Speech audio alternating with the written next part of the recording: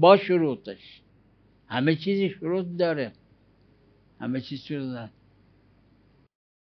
میگه نماز بخون رستگار میشی، اما اگه وضو نمیگیره و نماز میخونه، اگر رو به قبله نماز نمیخونه، اگر با لباس غیر طاهر نماز میخونه.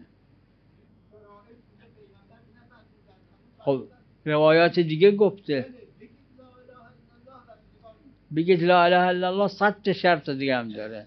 حضرت رضا صلوات الله علیه تو اون روایت فرمودن به شرطها به شروطها و انا من شروطها. هر چیزی شروط داره.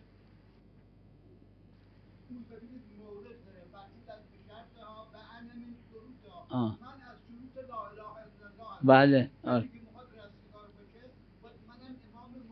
پس همون لا اله الا تنها کافی نی.